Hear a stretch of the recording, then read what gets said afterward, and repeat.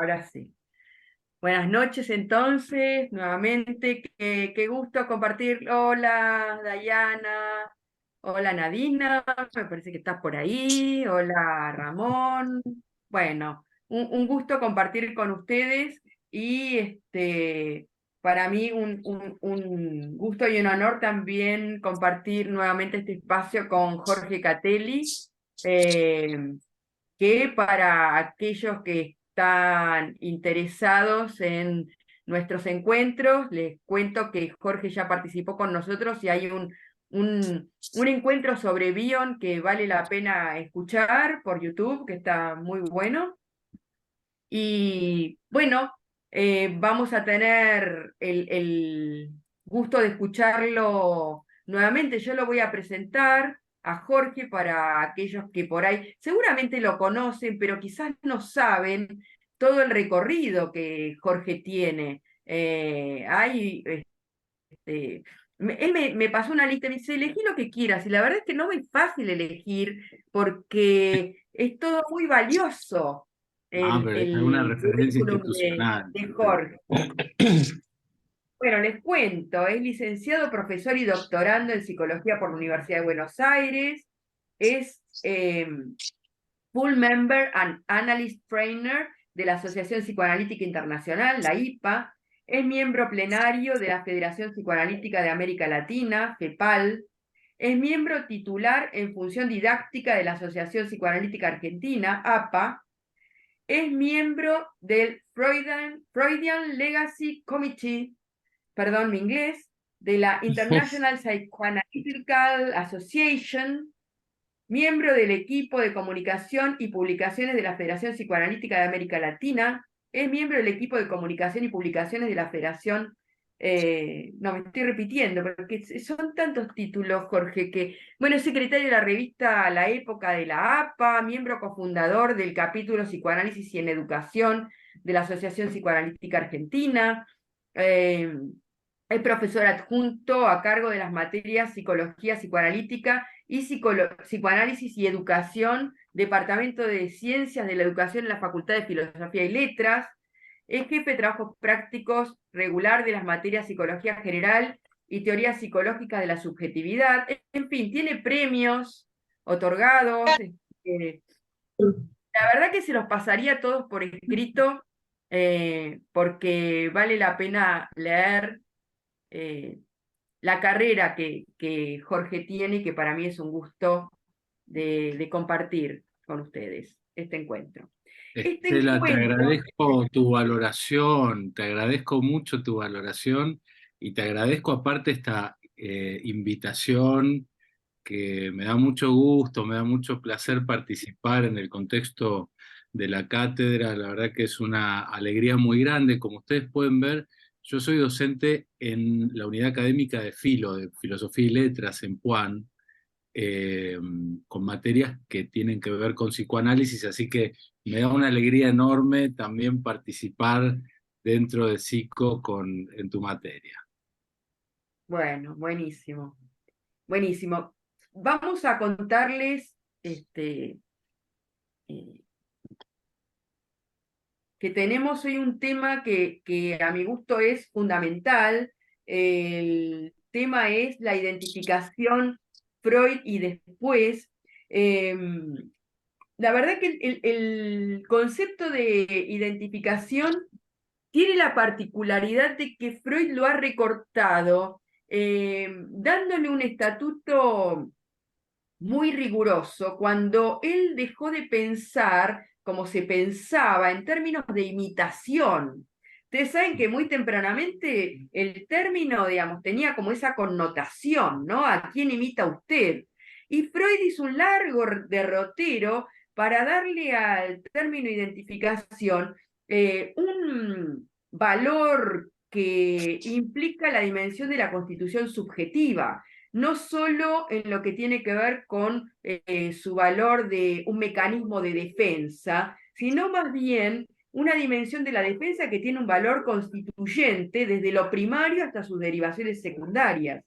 Con lo cual, efectivamente, el término identificación, perdón, vale la pena darle todo su dimensión, y en particular en escuela inglesa tuvo una vuelta muy particular, porque no solo Melanie Klein pensó la identificación en términos de incorporación o de introyección, sino que tuvo la osadía, digamos, de pensar la identificación en términos proyectivos. Claro, Y esa osadía kleiniana, ¿no? Porque uno tiene la tendencia a ligar directamente la identificación como algo que tiene que ver con la incorporación y la introyección rápidamente. Sin embargo, Melanie Klein la corre de ahí para pensar la identificación proyectiva, no solo en términos de lo que tiene que ver con la práctica clínica, la transferencia, sino que nosotros podemos encontrar en Bion, justamente, que me parece un lugar excelente para pensar la identificación proyectiva, justamente su lugar de constitución de un aparato para pensar, de un aparato pensante. Sin ese mecanismo de la identificación proyectiva, ¿sí?, no sería posible en el interjuego con el otro, que para Bion tiene la función de reverie. Acá Nadina puede dar fe que lo hemos trabajado en la cátedra, ¿no? Justamente en el interjuego de esa identificación proyectiva, esa función alfa de reverie que Bion adscribe a la dimensión materna, ¿no? A la función materna que permite metabolizar ciertos elementos sensoriales en bruto, como para ofrecer la capacidad de que esos elementos sean pasibles del proceso primario, es decir, permitan que un niño pueda soñar, pensar.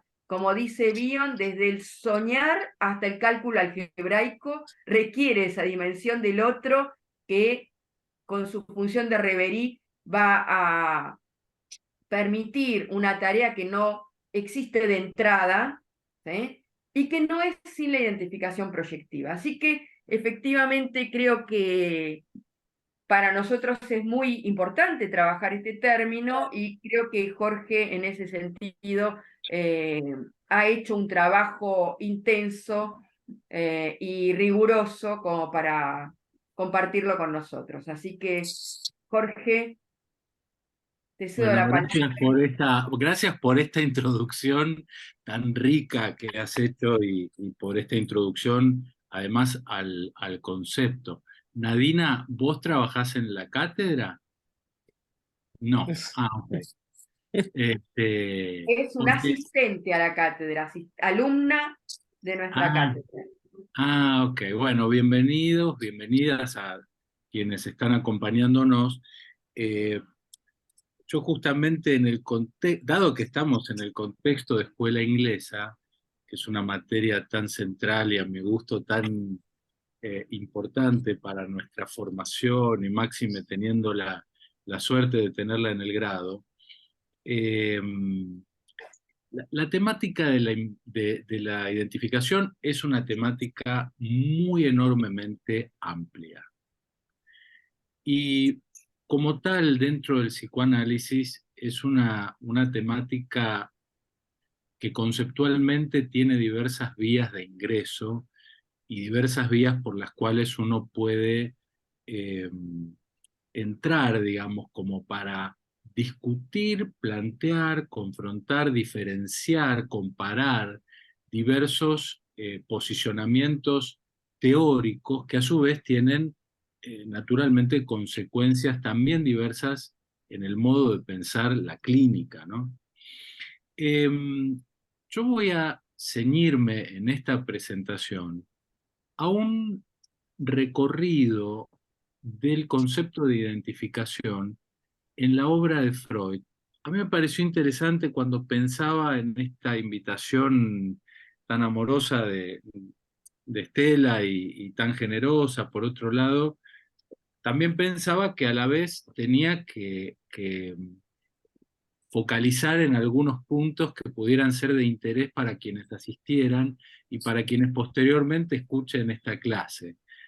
Y me pareció que una cosa interesante que podía traer hoy hice un pequeño recorrido que va, vamos a decirlo así, entre el proyecto de una psicología para neurólogos y el Moisés, ¿no? Es decir, entre el inicio de los escritos de Freud, que rescató Marie Bonaparte, digamos, hasta uno de los últimos, si no el último escrito de Freud, del Moisés, en donde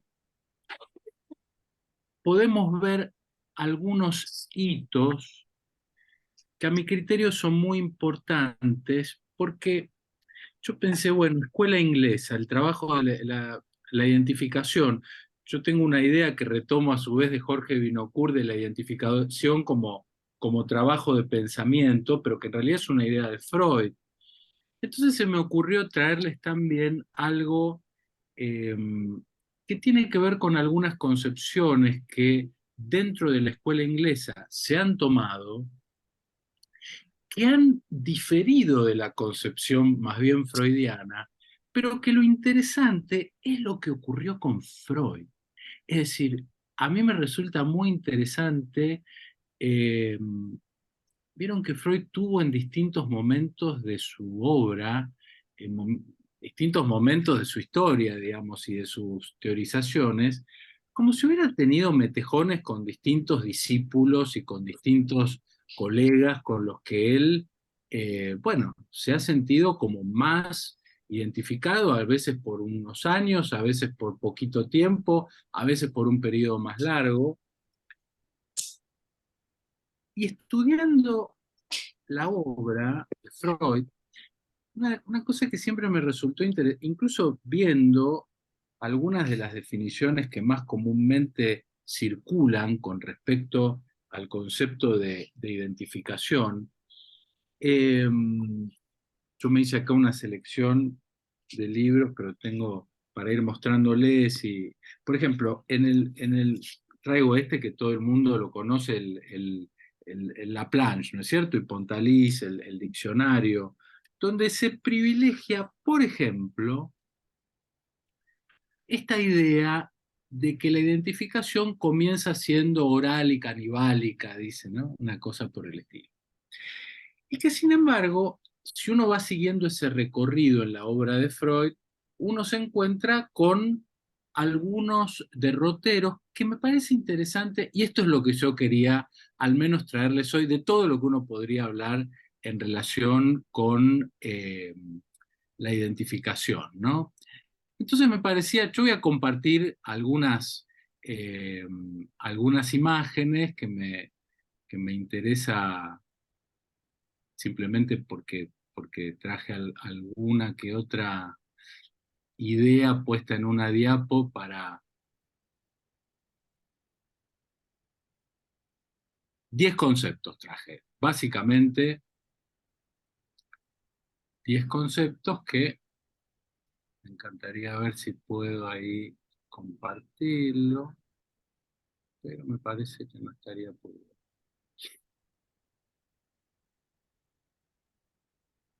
Díganme si lo están viendo. Sí, ahí lo deberían Sí, estar viendo, sí. ¿no? Buenísimo, bárbaro. Bueno, entonces, a ver, para empezar me gustaría, así como introducción, algo que me parece que tiene mucho que ver con la escuela inglesa, eh, o que al menos me parece, bueno, primero mencionar algo de esta figura, no sé si ustedes lo conocen a este muchacho, que es Abraham, ¿no? Abraham que es un alemanote de Bremen, ¿no? De una ciudad-estado dentro de Alemania, es considerado el primer psicoanalista alemán, el primer psicoanalista que tiene un consultorio de práctica privada del psicoanálisis en Alemania. Este fue un hombre que tuvo una importancia muy grande con Freud. Él lo conoce a Freud en 1907, parece ser que es aproximadamente ese momento. Yo les quiero recomendar, mientras tanto, alguna bibliografía, mientras vamos conversando, una bibliografía que es riquísima, riquísima, que yo vengo investigando desde hace muchos años, son Las cartas de Freud y Abraham.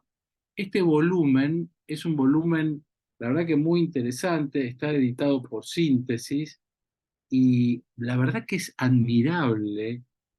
Son prácticamente 20 años, 19 años de cartas, ¿no?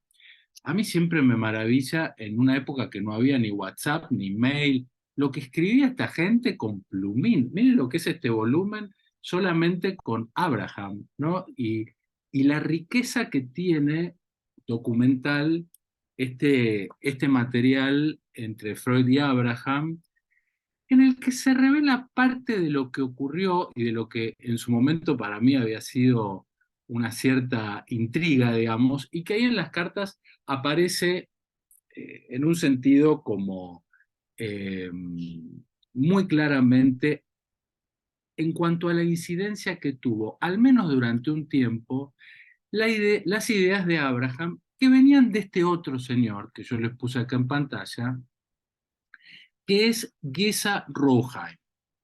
Geza Rohaim era un húngaro de Budapest, tipo también muy interesante, muy interesante. Geza Rohaim tiene un estudio, él era un antropólogo devenido psicoanalista, eh, que ha sido alguien que, bueno, justamente que ha tenido mucha incidencia también. Él se analizó con Sándor Ferenczi, ¿no? Y él fue el que ganó ese famoso premio Sigmund Freud de psicoanálisis aplicado, porque él era el que estudiaba lo que él llamaba, hoy sería políticamente súper incorrecto, pero lo que él llamaba y publicó como los pueblos primitivos, y él se encargaba de estudiar eh, mitos, eh, estudios etnográficos tipo los que conocemos de Levi-Strauss, por ejemplo, y hay algo particularmente que a lo que él le dedica, digamos, como un espacio que es lo que ocurría en algunos, él se dedica mucho a los pueblos de Australia y Norteamérica, en estudios de tipo etnográfico, antropológicos, y él trabaja mucho con algunas tribus que l- tenían ciertos rituales con sus muertos, que era la devoración de sus cadáveres.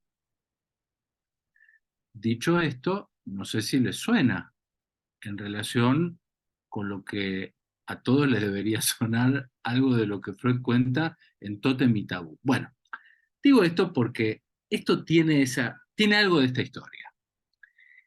Eh, que esa Roja es alguien que llega a Freud, digamos, a través de Abraham, ¿no es cierto?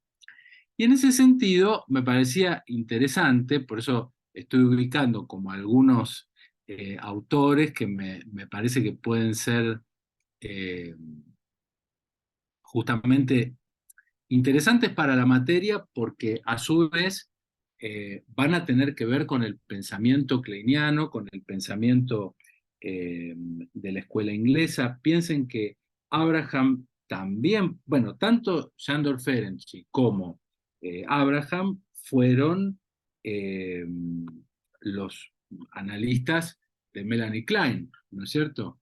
Es decir, que la incidencia que han tenido sobre su pensamiento y en todo eso que la Klein se dio ahí a desarrollar y a desplegar, este, fue muy fecundo, fue muy fructífero. Pero yo me voy a hacer una breve mención a algunos conceptos para discriminarlos, para diferenciarlos dentro de lo que es conocido como el pensamiento dentro de la escuela inglesa, pero por otro lado, para traer algo de esto que me parece que puede darles algún aporte desde esto que estoy yo trabajando desde hace algún tiempo, que tiene que ver con identificación en el pensamiento y en la obra de Sigmund Freud a lo largo de su obra con las variaciones que viene teniendo. Hay una obra de Ventanas sobre la memoria de Galeano que a mí me parece particularmente interesante porque eh, me parece que dice mucho en una síntesis poética algo de lo que me encantaría lograr desarrollar en esta presentación. A orillas de otro mar, otro alfarero se retira en sus años tardíos.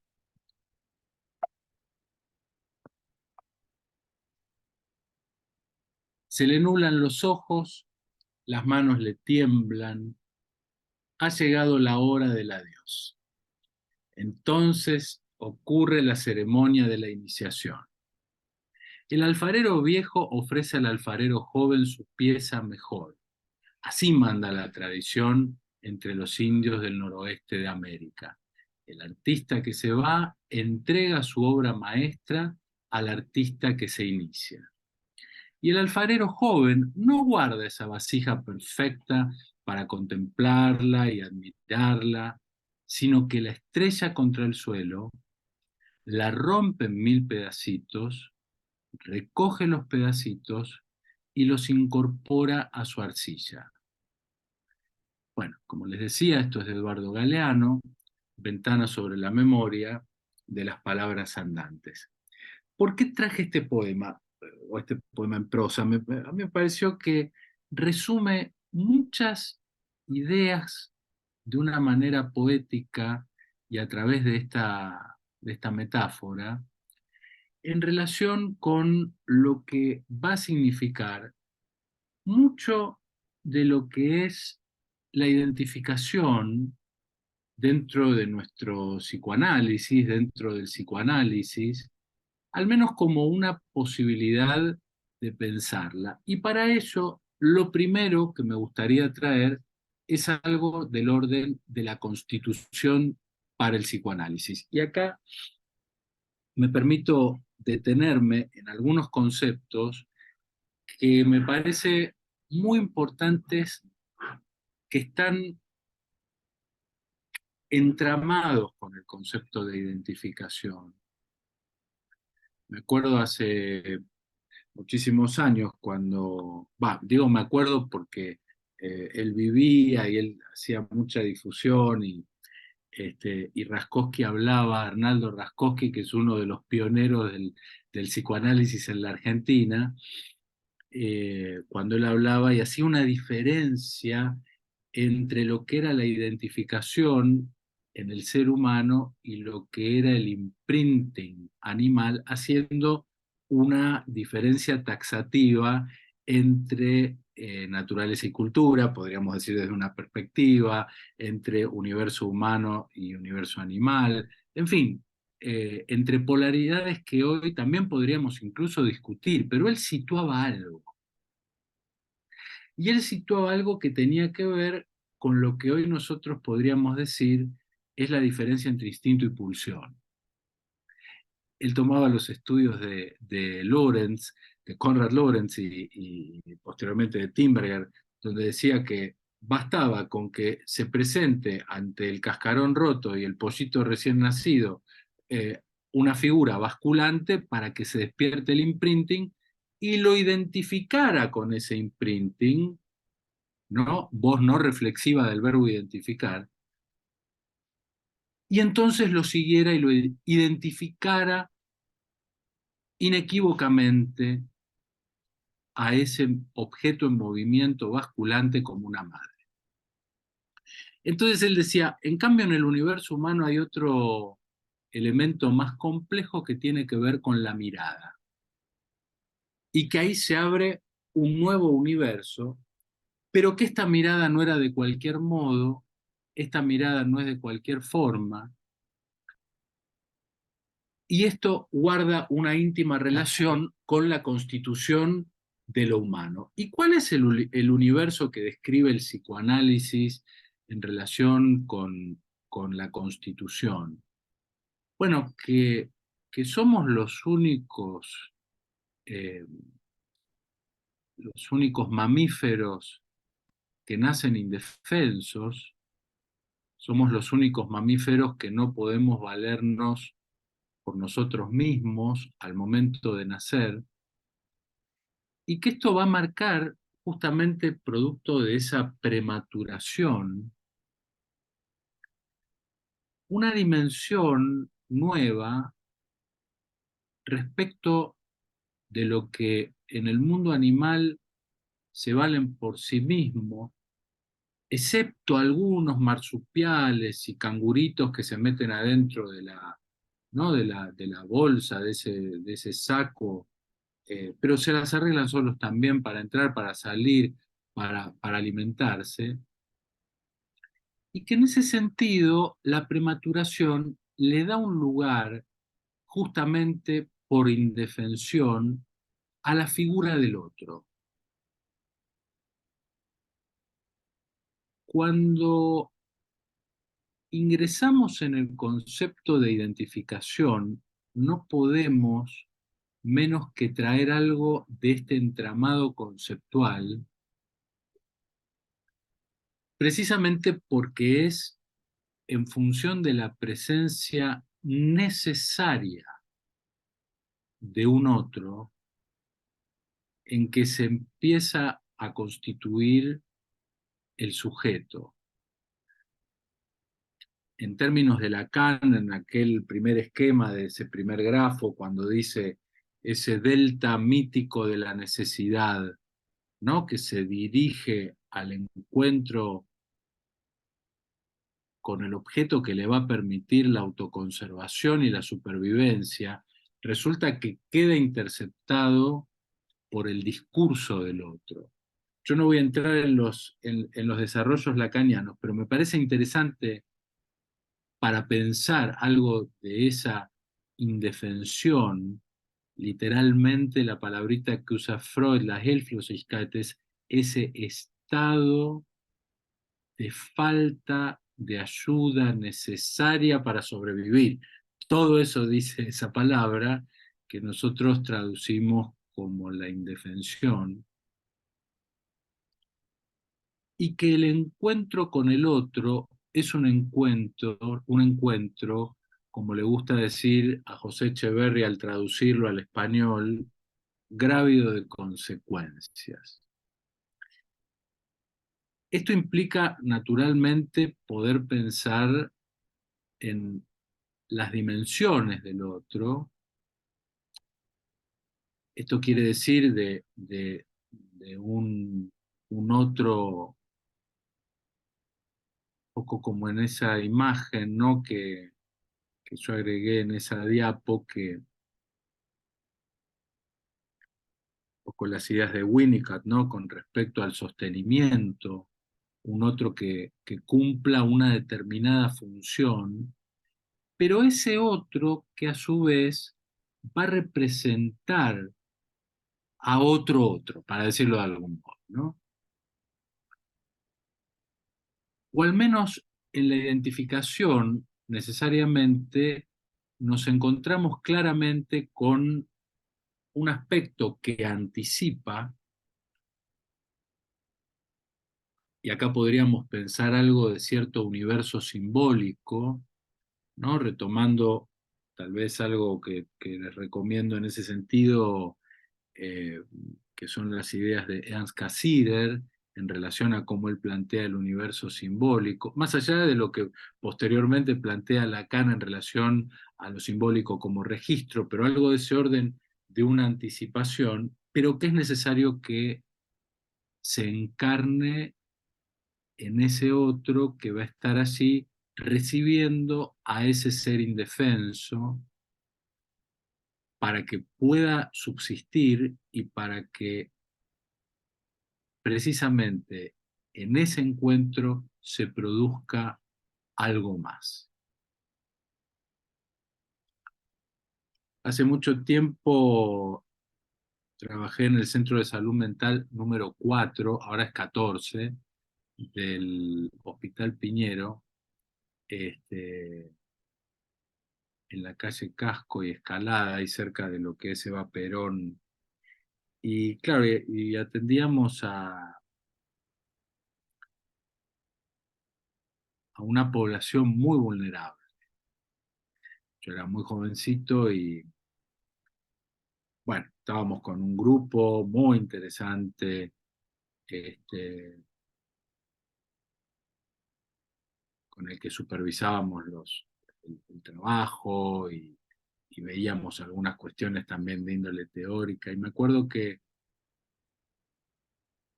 un día recibo un muchachito que no tendría más de 14 años.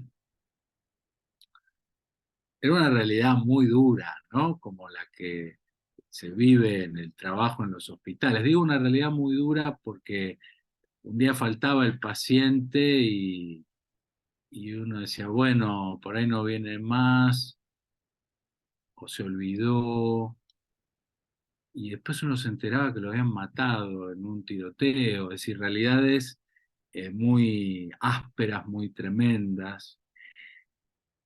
Entonces un día este muchachito me dice, eh, ¿y cómo te va? Le digo. Bien, bien, doctor, bien, bien. Un poco de lija, me dice.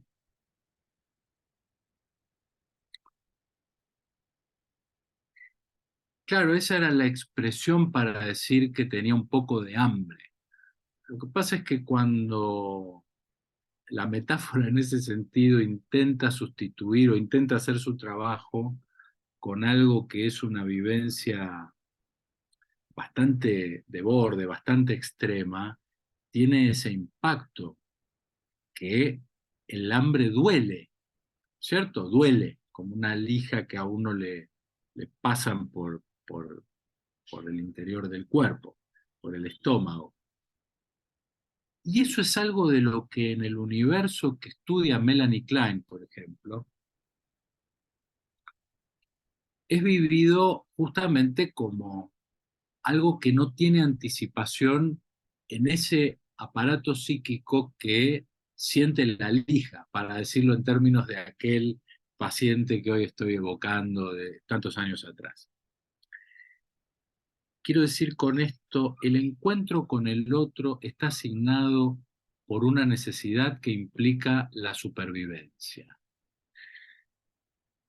Y calmar ese dolor para que el sujeto sobreviva, sostenerlo, va a implicar la construcción, junto con esos elementos simbólicos que lo anticipan, la construcción de algo de un otro en donde se precipitan estas dos dimensiones que aprendimos generalmente con Lacan en relación al gran otro, como ese otro de lo simbólico, pero que necesita ser encarnado por un otro imaginario, pero por cierto que tiene que estar ahí sosteniendo algo del orden de la necesidad para transformarla necesariamente en lo que se va a precipitar como un deseo.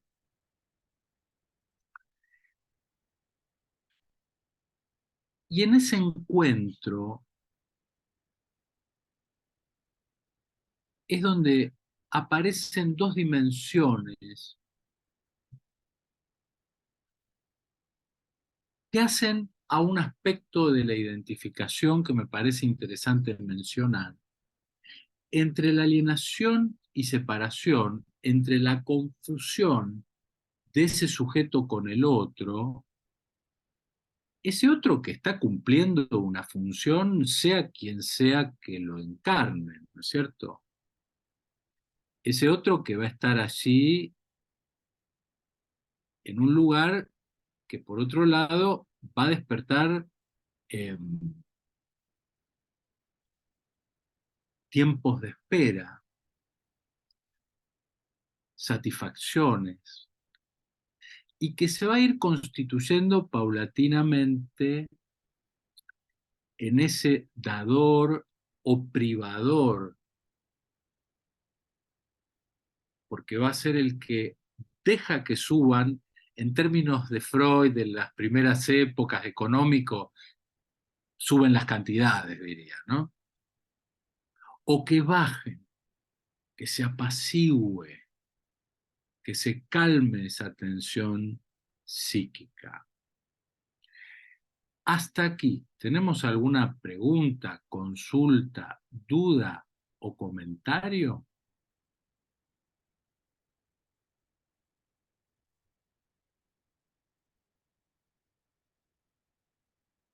Susan, estás muteada y no te oigo.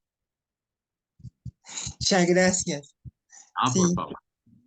este, una es una preguntita y otra es un comentario. El comentario es que me hiciste recordar de uno de los libros de François Dolto, que justamente un niño que atendía decía que tenía piedras en el estómago.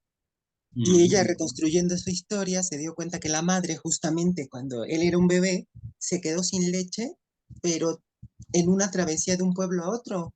Y la pobre mujer ya no tenía leche, el niño tenía hambre, y entonces yo creo que por eso este, podía simbolizar así el chiquillo, ¿no? Con que tenía piedras en el estómago. Y ella no lo dijo nunca, Dolto, ¿eh? Pero yo lo deduje, como tú mismo lo estás diciendo, de que dije, claro, a ver, como piedras, pues claro, algo que te talla, algo que te molesta, algo que es horrible ujú, tener en el estómago, ¿no? ujú, Entonces, sí, ujú. sí, ahorita me hiciste recordar eso, ¿viste? O sea, y lo otro es que te quería preguntar que desde esta indefensión, pasando al otro punto de el otro y bueno, el gran otro y el otro, esto no me quedó tan claro. ¿Me lo puedes decir otra vez, por favor? Sí, es decir, bueno, gracias primero por traer este ejemplo y por citarla a alguien que valoro y quiero un montón como François Dolto, pero no voy a entrar en ese jardín en esta noche, pero te agradezco que la menciones y que traigas ese ejemplo tan lindo. Eh, las dos dimensiones del otro, yo voy a traer dos o tres conceptos en relación con el otro, porque la identificación implica, entre muchas otras cosas, un primer trabajo que Freud trae muy tempranamente, ¿sabes? Muy tempranamente. Mira, yo, ¿vos de dónde nos estás hablando? Porque te oigo un De México. acentito de Ah, México. ¿cómo es mi acentito? de- yo no sé si es mexicano o es boliviano o Ah, peruano. sí soy mexicana, pero a mí me encanta hablar en argentino. Se me hace muy piola también, ¿eh? El ¿Y en dónde lenguaje. estás ahora? ¿En dónde estás En la físicamente? ciudad en la Ciudad de México. Ah, en DF, ok. Ok, Sí, bueno, nosotros acá usamos mucho esta traducción, ¿no? De la sí. obra. Acá también. Ah, genial, la que está editada por Amorortu, traducida por José Echeverry. Bueno, yo te recomiendo por ejemplo, esto es el tomo uno. Ustedes saben que el proyecto de psicología Freud lo quemó, no estaba para que lo leamos, él no quería saber nada con ese proyecto, lo quemó, lo hizo desaparecer.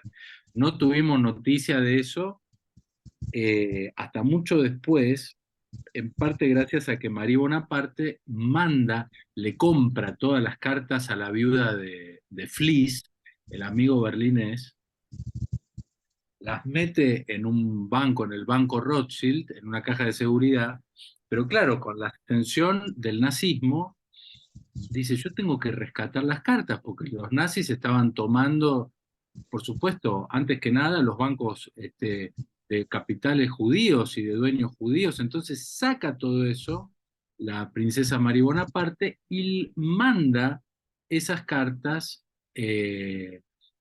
realmente un tesoro, cartas que, por cierto, cuando ella se las muestra a Freud, le dice, bueno, eh, vamos a quemarla. Y ella le dice, no las traje, le dice, no las traje, maestro, no las traje. Es decir, ella se resiste a quemar todo eso, finalmente las guarda en el Banco Rothschild, las manda posteriormente a Londres en una especie de caja fuerte a prueba de hundimiento, porque estaba también el canal con minas acuáticas.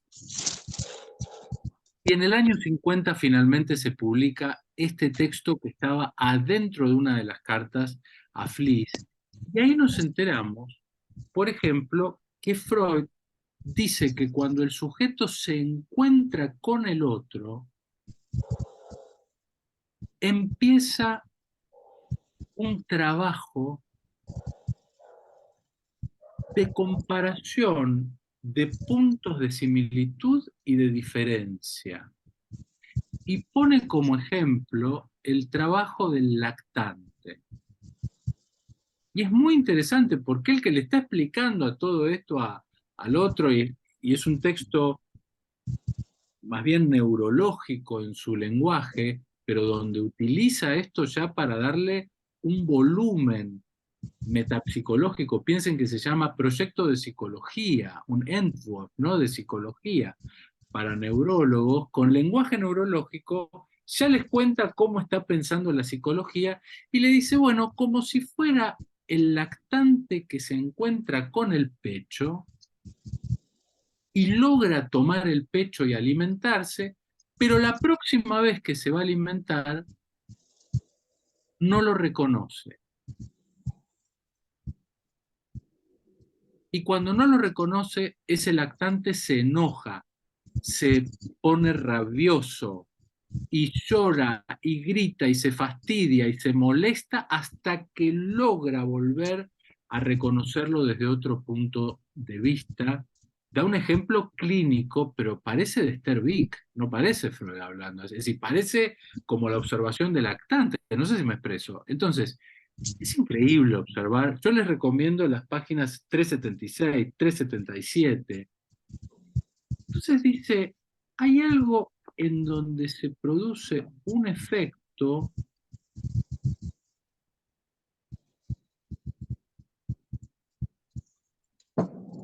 en relación al sujeto con el prójimo, en donde sobre el prójimo aprende el ser humano lo estoy leyendo, aprende el ser humano a discernir. Y entonces abre una línea de pensamiento precisamente en la que trae algo de este trabajo de la identificación, en donde, vuelvo a tu pregunta, Susan, es necesario que ese gran otro de la cultura, de la civilización, del lenguaje, de lo simbólico, podríamos decir, siguiendo el pensamiento de Lacan, esté encarnado por alguien, que alguien lo represente. Ese es el pequeño otro. Ese es un otro, algún otro que lo encarne. Quien cumple esa función de darle el pecho, de acercarle el biberón, de sostenerlo, ¿ok?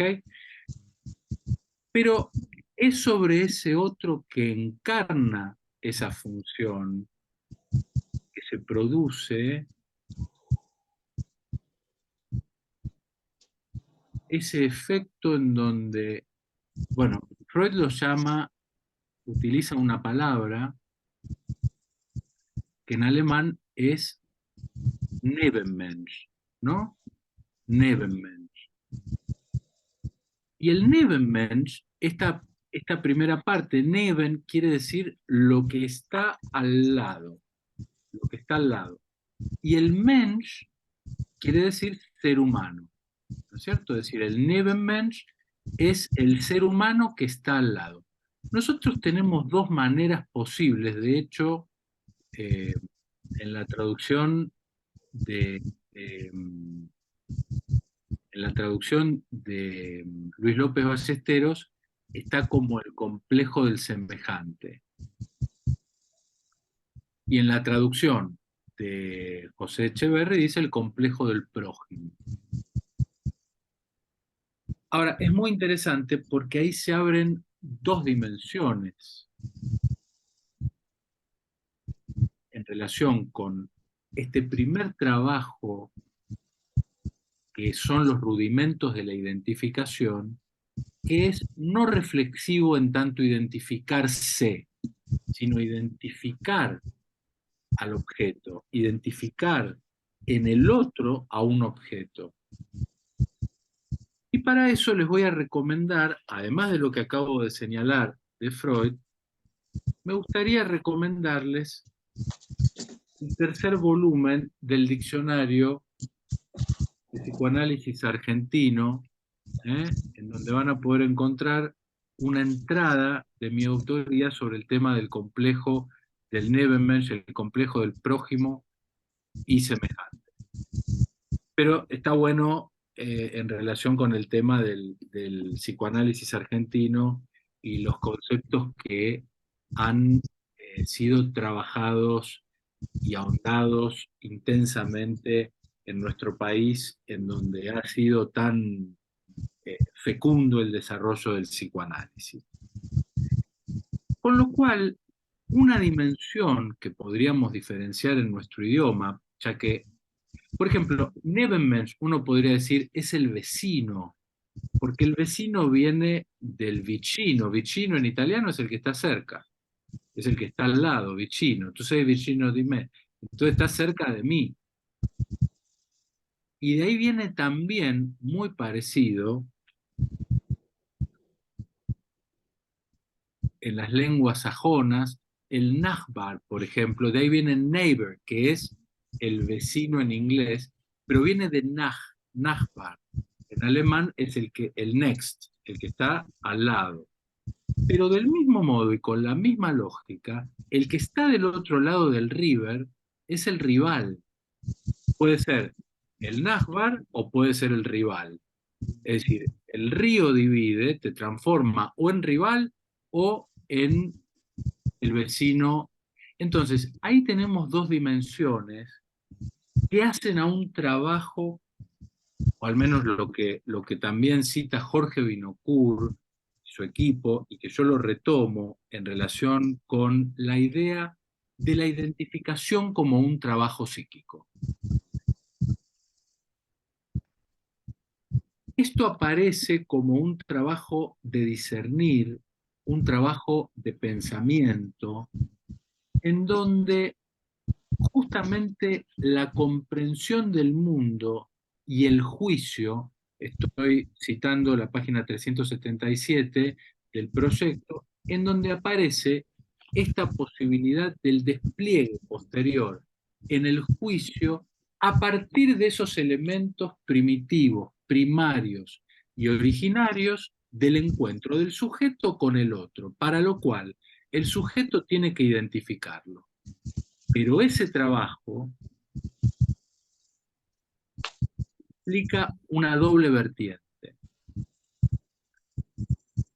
Parte de esto es lo que después en la escuela inglesa sigue un recorrido en relación con el objeto bueno y el objeto malo, en la medida que ese objeto satisface, calma esas cantidades de excitación y baja esa tensión, como era comprendido en su momento el principio de placer, previo al 20, previo al 24, va a ser lo que formaliza Lacan como el objeto bueno, y ese objeto malo, al menos una de las líneas posibles, como aquel que identifica como ese objeto que no calma, sino que deja que siga subiendo la tensión.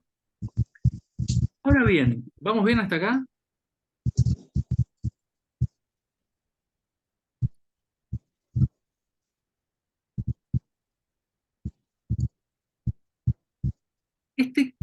Esto que Freud llama un complejo de relaciones, digamos, ¿no? Entre el sujeto, ese lactante, el otro, las figuras del otro, ¿no? Cómo se va encarnando el otro, y cómo puede haber, podríamos sustituirlo, digamos, en ese sentido, la idea del semejante como aquel que se entiende como símil, ¿no es cierto? Como aquel que encuentro que hay un parecido y calma el encuentro imaginario con el otro, a diferencia del prójimo, que es el que muestra algo de lo que no se espera, y que por lo tanto esto marca en lo que es llamado el complejo del prójimo o semejante una situación de particular tensión.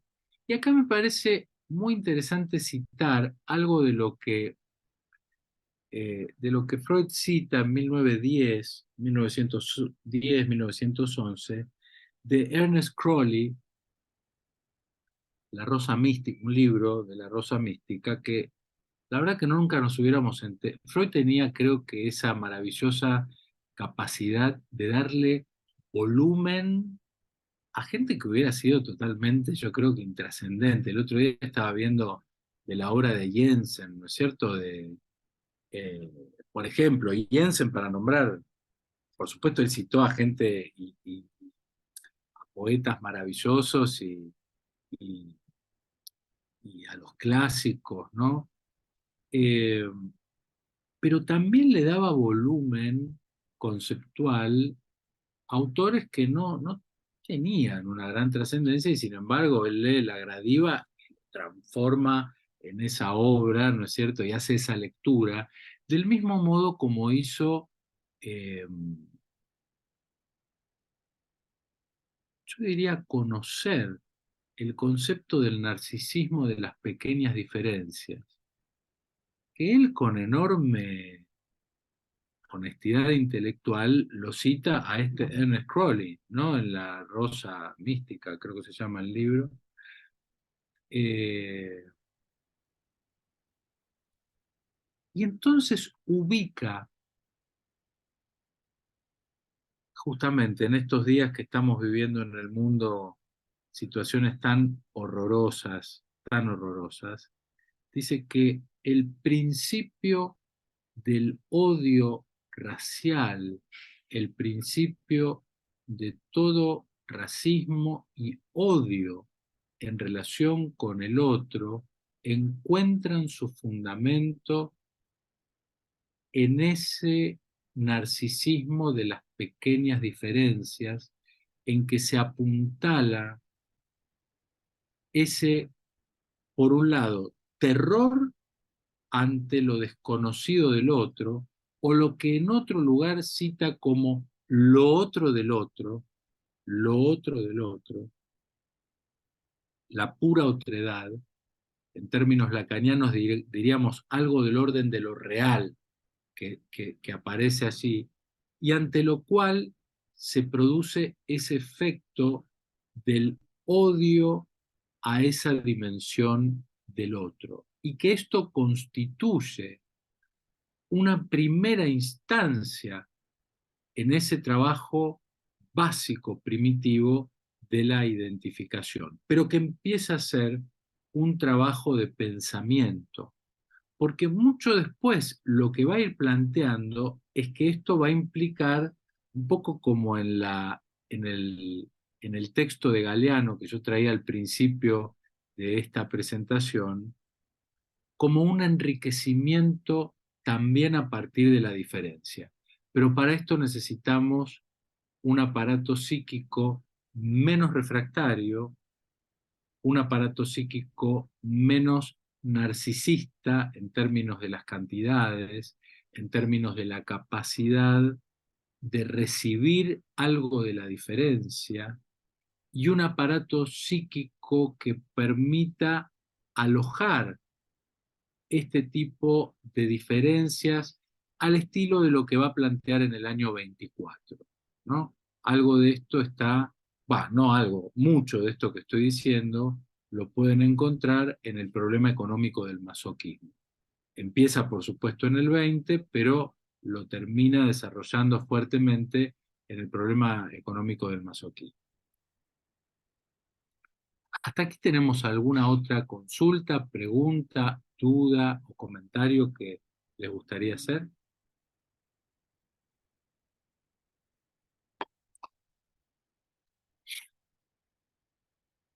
Porque posteriormente, en el año, él conoce en 1907 a Abraham, ahí empieza ese vínculo. Bueno, Abraham poco después funda la Sociedad Psicoanalítica de Berlín, es el primer psicoanalista alemán ejerciendo la profesión. Y aparece esta idea en donde ya no solamente es tomada la identificación como trabajo psíquico, vale decir, como un trabajo psíquico en el que el sujeto tiene que hacer, ¿qué trabajo? El trabajo de comparar y diferenciar, y que va a ser el precursor del trabajo de pensamiento, que justamente ahí, muy tempranamente, aparece como el trabajo del juicio, lo que posteriormente va a dar lugar a la posibilidad del juicio, y luego en el mismo artículo justamente cita directamente en un apartado lo que tiene que ver con el pensar. Por lo tanto, podríamos decir que la identificación en el pensamiento freudiano es un trabajo inconsciente de pensamiento. Pero acá aparece otra dimensión en donde la insistencia de este muchacho, de Abraham, ¿no? Con Freud, es muy interesante seguirlo porque él era como bastante, parece ser bastante persistente, ¿no es cierto? Persistente porque él le dice, mirá, acá hay una cosa que yo creo que tenés que incluir en tu trabajo sobre... Él le iba pasando a sus discípulos, también con enorme generosidad. Uno piensa en el tamaño de Freud, digamos, en la dimensión intelectual de ese hombre, y él le pasaba los borradores a sus discípulos para que le comenten y para ver qué les parecía, ¿no? Así como los sueños, la interpretación de los sueños le manda todos los borradores a Fliss y le va diciendo, y Fliss le dice, no, este sueño no me parece, sácalo este sueño, y el otro sí, el otro no. Del mismo modo, Abraham le insiste con que él incluya algunas de las ideas que él considera que es el verdadero aporte para comprender cabalmente la identificación.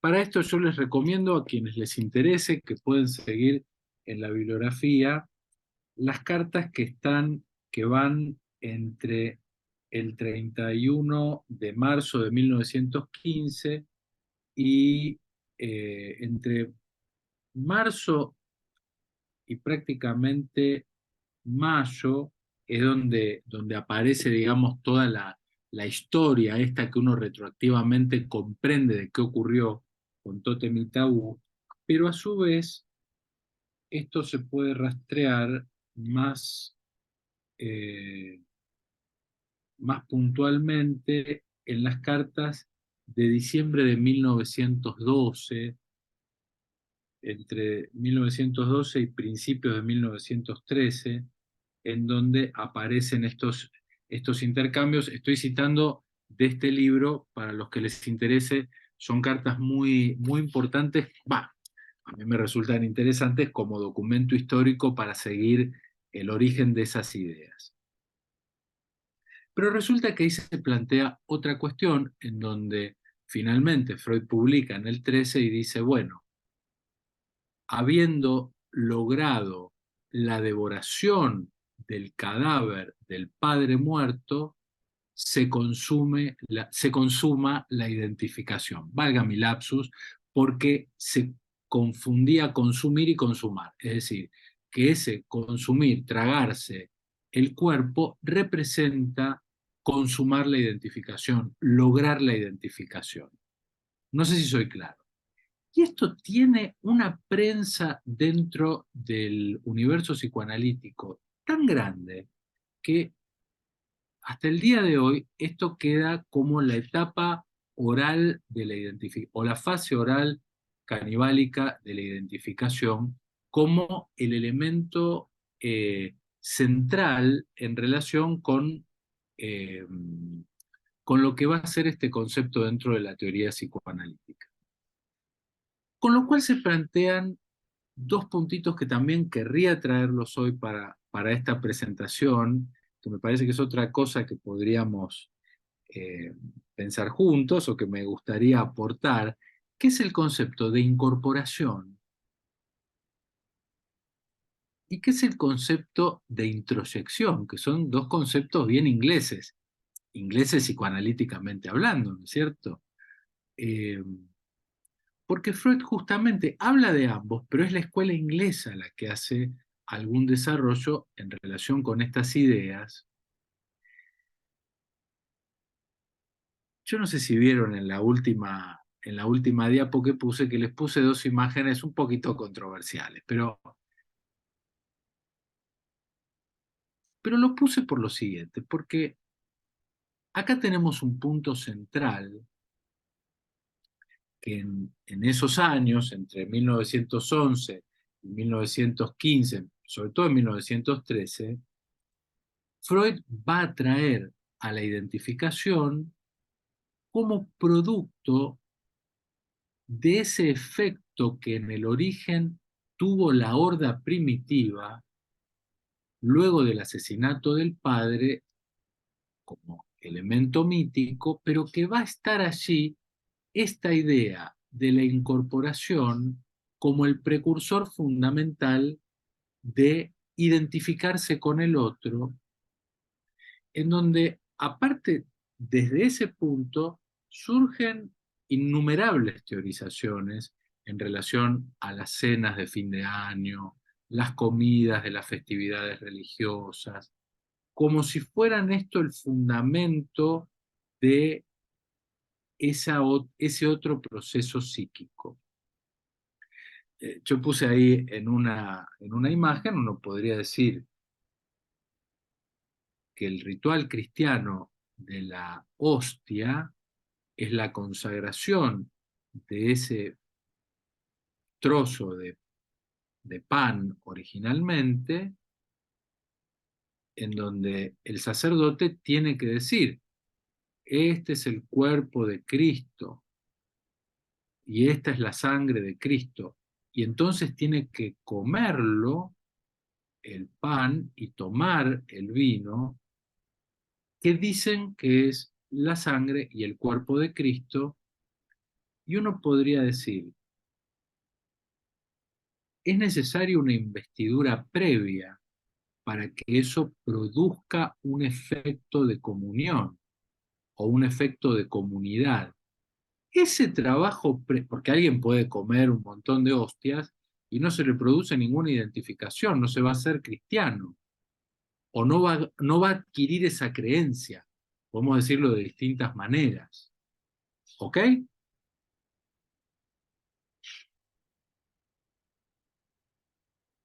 Previamente, para que se produzca algún tipo de efecto, tiene que haber habido una investidura. Y esa investidura es producto de ese trabajo en el encuentro con el otro de un determinado pensamiento aparte. En el año 23, en una nota a pie de página, Freud trae, por eso puse el leoncito abajo, él dice que en los pueblos primitivos, para adquirir la valentía del león, había que cazar al león, matarlo y comer su corazón. Y en ese texto, Freud lo trae como un producto de una mera creencia. Él habla de la creencia. Ahora, la interrogación, siguiendo el pensamiento freudiano, ¿es a través de esa creencia, comiéndose el corazón, que esa tribu primitiva iba a adquirir la valentía y la bravura del león? ¿O era porque previamente ya había ocurrido la identificación? Entonces tenemos dos dimensiones para diferenciar, que me parece muy interesante, porque en esta misma línea aparece la introyección como esa cantidad de procesos en donde lo que aparece ya es la fantasía de la incorporación. Y en esa fantasía de la incorporación del otro, y también les quiero recomendar, a mí me gusta a veces recomendar la bibliografía que a mí también me gusta. Este es un diccionario que a mí me encanta, el diccionario kleiniano de Hinshelwood, ¿no? Es un compendio muy, muy, muy lindo, eh, porque me parece que trae un desarrollo, un pequeño trabajo hace de cada entrada, en relación con el pensamiento justamente kleiniano respecto de la introyección, pero que me parece que a su vez es una buena manera de nombrar al super yo. En el 25, cuando Freud habla del super yo, lo trae como ese defecto del aparato psíquico. Es el único lugar que lo nombra así. Pero a mí me pareció siempre muy interesante que el defecto del aparato psíquico es ese super yo, año 25, ¿no? Inhibición, síntoma de angustia, en donde él lo trae como ese elemento que está en una superficie del aparato que no termina de ser incorporado, como en el cuento este previo de Galeano, no termina de estar del todo integrado y sin embargo está en ese borde del aparato como un desdoblamiento del yo, pero que sigue torturando al sujeto y que sigue en esa posición en la que deja como un vasallo, digamos, en términos del 23, lo deja como un vasallo al yo. Ahora bien, si nosotros seguimos ese pensamiento, el pensamiento de Freud, nos vamos a encontrar que para el final de la obra, eh, Freud hace un retorno, vamos a decirlo así, vuelve. ¿Y sobre qué vuelve? Bueno, él vuelve en el Moisés con algo que a mí me resulta muy interesante, que es eh, el progreso en la espiritualidad. Ese es el nombre que tiene ese apartado, digamos.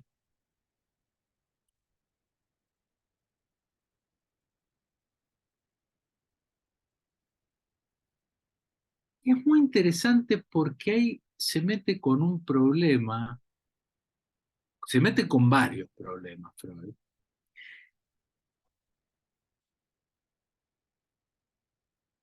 Pero el problema que trae Moisés y que vuelve a traer a la palestra en relación a cómo piensa la identificación es a la idea de pensar que este bebé, digamos, en donde su madre biológica, hay dos hijos adoptivos muy importantes en el psicoanálisis, como ustedes sabrán. Uno es Moisés, por supuesto, y el otro es Edipo. En el centro del psicoanálisis, dos hijos adoptivos, dos hijos por adopción, en el cual se juegan cosas muy importantes. Pero vuelvo a Moisés.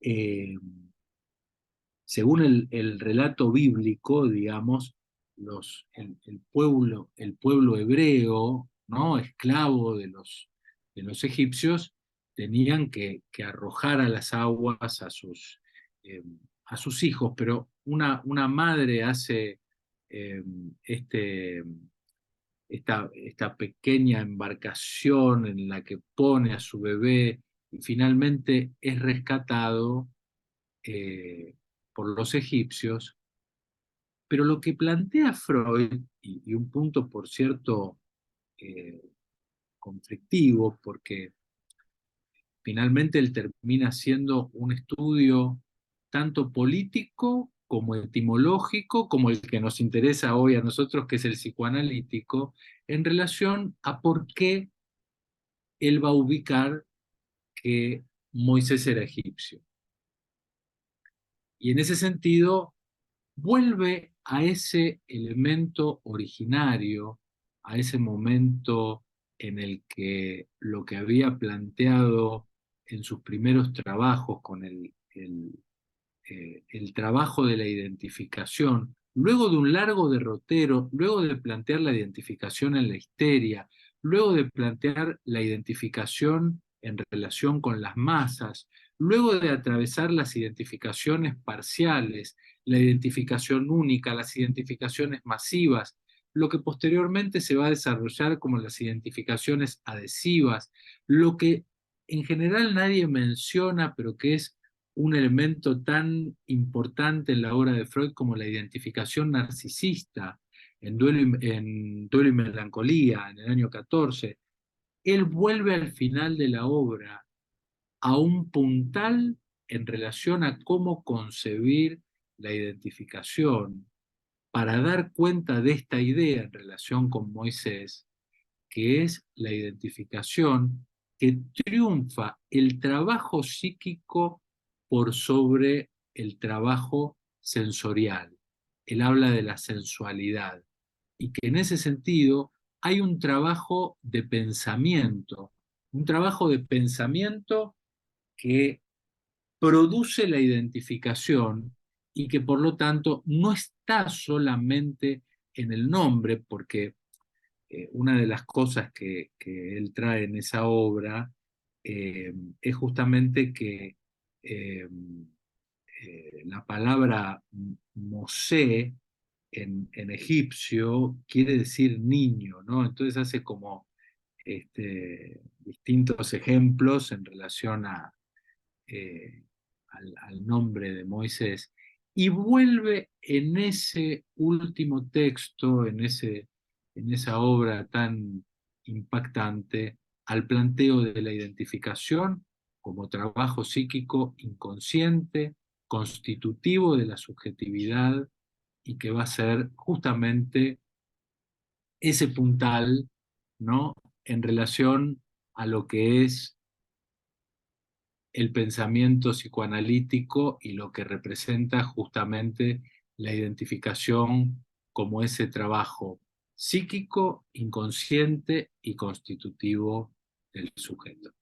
Yo les agradezco, bueno, nuevamente quiero agradecer la invitación de Estela a traer alguna de estas ideas, a poder trazar algún recorrido posible a lo largo de lo que son. Yo tomé algunos puntos que me parecía interesante y algunos datos y elementos curiosos en relación con lo que es el desarrollo de las ideas de Freud con sus discípulos, y de lo que fueron vaivenes también en la teorización y en las implicancias que esto tiene para pensar nuestro psicoanálisis, pero por supuesto que esto también tiene consecuencias, creo que en nuestra clínica. Así que muchas gracias nuevamente a vos, Estela, y a todos y a todas quienes hoy se acercaron a participar de esta reunión. Jorge, la verdad es que me parece un desarrollo muy rico con diversas aristas para pensar el término identificación, que como vos nombraste así un poco en serie, tiene muchos calificativos, ¿no? Identificación narcisista, ¿no? Que califican que la identificación no es un concepto unívoco, ¿no? Y que abre tantas aristas tan interesantes para pensar.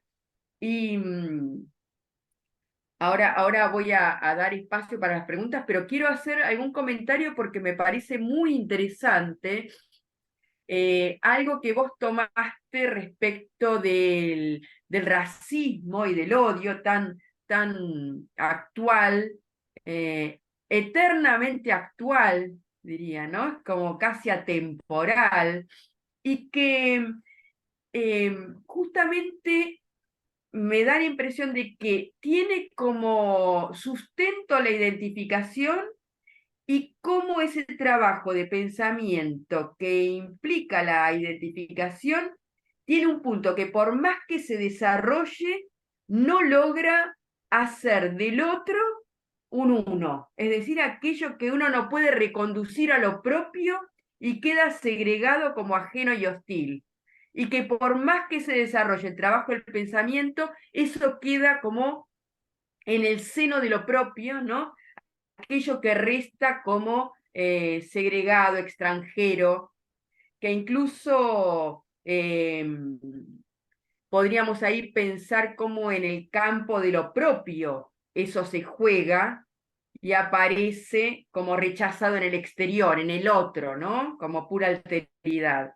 Así que realmente me parece que es algo para efectivamente ahondar y pensar, es algo que muchas veces comento en inglesa, pero como no encuentro soporte conceptual, pero me lo has dado, Qué porque suerte, me alegro sí, mucho.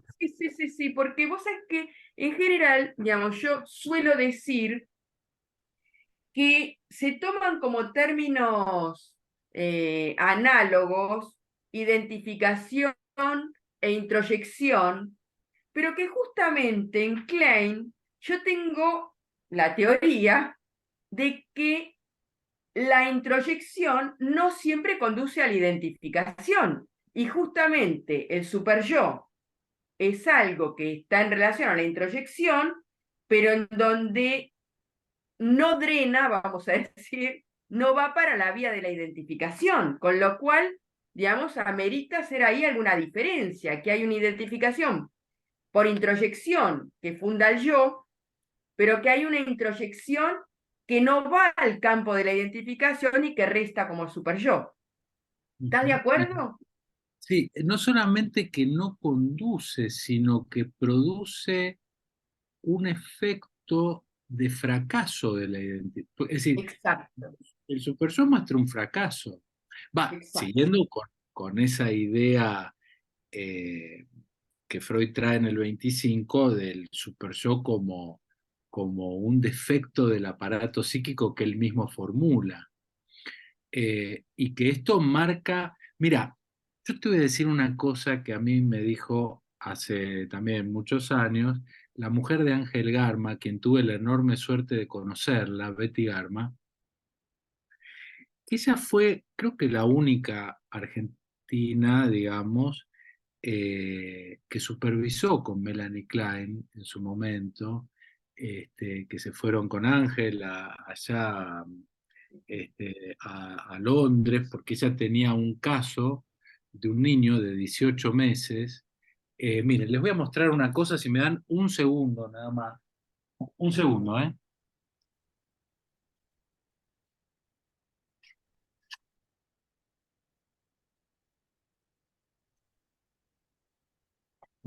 No, les quiero mostrar esto, simplemente yo lo tengo hecho un cuadro, porque esto es parte de un manuscrito del texto del caso del niño de 18 meses que supervisó con Melanie Klein. Bueno, yo me lo guardé porque aparte como me lo dedicó, yo de Cholulo le dije, ay, firmámelo, Betty, y ella me puso esta dedicatoria tan amorosa, y que Melanie Klein la quería hacer quedar en Londres, en el instituto, porque corroboraba todas las teorías de la Klein, ¿no es cierto? Entonces, en un momento, Betty Garma era una muy buena repostera, ¿no? Le gustaba la repostería. Y entonces, para explicar en su modo clínico, ¿no? Y tan amoroso para explicar la diferencia entre identificación e introyección, ella un día dijo, bueno, a ver, es como la diferencia entre el budín inglés y la torta galesa.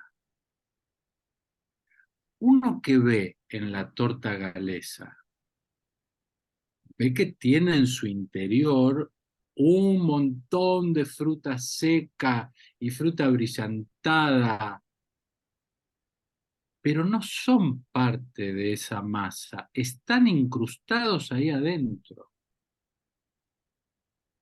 Esa es la introyección, que funciona y opera exactamente como el superyo. El superyo es la mejor expresión de la introyección. Es una esquirla metida dentro de esa argamasa. En cambio, la identificación es cuando ya no podés diferenciar sus componentes porque son partes o es parte constitutiva de esa misma masa, como ocurre en esa metáfora repostera del budín inglés. Así hablaba Betty Garma. Y me parece que es una manera interesante una manera interesante como para poder diferenciarlo, porque no es lo mismo incorporar, no es lo mismo introyectar, no es lo mismo identificar, y menos identificarse, que es la otra versión. Bueno, te agradezco porque me permitiste encontrar fundamentos para esto que a mí me resultaba una condición necesaria para poder diferenciar el yo y el super yo. Así que te agradezco. Bueno, voy a dar espacio por si alguien quiere hacer algún comentario, alguna pregunta antes de que cerremos y volvamos a agradecerte este excelente desarrollo que abre puertas. ¿Alguien tiene algún comentario, alguna pregunta? Sí, yo tengo dos preguntitas.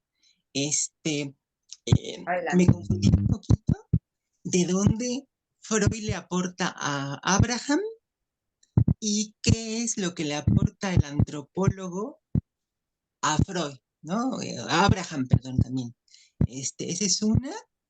Y la otra que al final, Perdóname que este, no comprendí. ¿De sí, dónde aporta? ¿qué es lo que le aporta el antropólogo a Abraham y qué es lo que le aporta Freud a Abraham? Porque ahí ya no supe qué era lo que exactamente, ¿no? Esa es una, ¿no? Como que una preguntita. La otra, la otra viene siendo esto de que dijiste que en Duelo y Melancolía Freud hablaba de la identificación narcisista, pero eso más bien me sonó a la introducción al narcisismo del 2014 con la identificación narcisista, pero lo otro de Duelo y Melancolía, ¿nos lo puedes decir? Te oyó un poquito mal ahí, ¿lo podés repetir lo último? Sí, que que como dijiste que del 2014 en Duelo y Melancolía Freud hablaba de la identificación narcisista, yo dije, ¿cuál será? Porque por la fecha y por el concepto me sonó más a introducción al narcisismo, Sí, con lo de sí, apuntalamiento, la narcisista, sí, ¿no? sí, sí. Ujú. Entonces como que te confundió, o nos Correcto. puedes decir. Sí, entre ambos textos aparece el concepto de identificación narcisista, que es una identificación que él la describe como una identificación lábil, sin durabilidad, pasajera, y en donde en Introducción del Narcisismo, él lo trae en relación con el enamoramiento, ¿sí? Vale decir, el enamoramiento en donde se produce la colocación del objeto en el lugar del ideal y entonces se produce esa psicosis pasajera. Yo no sé si vos recordás la película de Woody Allen, Selig, en donde Selig se transforma, lo dejan un rato con una persona y se parece de pronto a esa persona. Lo dejan un rato con otra persona y se transforma en esa otra persona. Esa es la identificación narcisista que, en relación con la introducción del narcisismo, él la plantea por esa, dentro de la línea del enamoramiento, y en Duelo y Melancolía, en relación con la confusión por las condiciones previas de la melancolía, que es la diferencia del duelo patológico, supuesto del duelo, que es por la ambivalencia y narcisismo previo. Las condiciones para la melancolía es que haya previamente ambivalencia y narcisismo, con lo cual del objeto hay poco. Lo que hay es más presencia de ese yo narcisista que se encuentra en el objeto. Entonces, el yo cree que pierde al objeto, pero lo que en realidad vive es una pérdida en el sí mismo. Vive la pérdida de una parte de sí mismo. Y que también en los escritos tempranos hay un artículo muy lindo que te recomiendo, el manuscrito G. En el manuscrito G, por ejemplo, esto que prácticamente 20 años después describe de esta manera, dice, es una hemorragia adentro del propio yo. Describe como una hemorragia de libido. Es una imagen magnífica como descripción, como algo que no cesa de perder libido, la melancolía. Y creo que el gran aporte justamente que hace, o uno de los aportes importantes que hace Abraham para Freud, tiene que ver con la cuestión de la oralidad y la cuestión oral, que para él representa un valor, digamos, y algo que Freud, por cierto, lo valora, y que Abraham a su vez iba trayendo de su lazo con Geza Roja, ¿sí? Me parece que ese es fundamentalmente el aporte que tiene. Espero haberte respondido estas inquietudes. Sí, y dos últimas cositas. Ahorita que dijiste de esta película, me hiciste recordar a Silvia Bleichmark cuando da casos de una niña que se mimetiza, y habla de la mimetización, ¿no? Con la hermana, que lo que hace la hermana lo repite absolutamente todo lo que sea doloroso, placentero, gritos, etcétera. Y me hiciste recordar eso, y te quería preguntar si eso es. Y la otra con respecto a la pregunta que te hizo Estela, hace unos minutitos, que entonces yo dije, bueno, sí es cierto, igual y no todo lo que se introyecta uno lo identifica, pero entonces lo que uno introyecta, ¿qué le tiene? O bueno, no porque haya una regla, ¿no? Pero ¿qué tendría que hacerle uno a lo introyectado que no nos sirve? O a lo mejor nos sirve, pero no nos gusta que nos digan, sobre todo a los psicópatas, respeta a tu prójimo, ¿no? ¿Viste? O sea, pero ya lo tenemos introyectado acá. Entonces, ¿cómo? ¿Desde dónde? Lo que pasa es que no, bueno, la primera cuestión con respecto a la mímesis es efectivamente eso, es una de las características de la identificación narcisista. Y con respecto a lo segundo que estás trayendo, no son procesos conscientes, no son procesos conscientes. Uno puede tener un registro de algo y aún así el super yo sigue operando. Vale decir, lo único que uno puede hacer es ir a analizarse. Esa es la mejor recomendación que puedo ofrecer. Quiero decir, no hay una decisión consciente que pueda modificar a esos mecanismos. Se produce, ¿sí? Bueno, Así es. muchas gracias, ¿eh? Bueno, Jorge, la verdad es que muy agradecidos.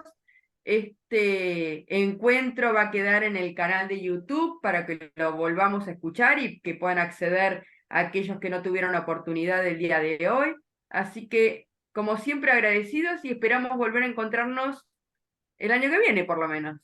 Pero con muchísimo gusto, para mí es un enorme honor contribuir con algo de lo que vengo trabajando, investigando con la cátedra, contigo, con este canal de YouTube, con los estudiantes y las estudiantes de la facultad y todos los que se acerquen a vos, Estela. Así que con muchísimo gusto te tomo la palabra, los saludo a todos, a todas y que tengan muy buenas noches. Muchas gracias, ¿eh? Muy buenas noches, que estén todos y todas muy bien. Chau, chau. Muchas gracias. Gracias, Chao, hasta Jorge. luego, gracias.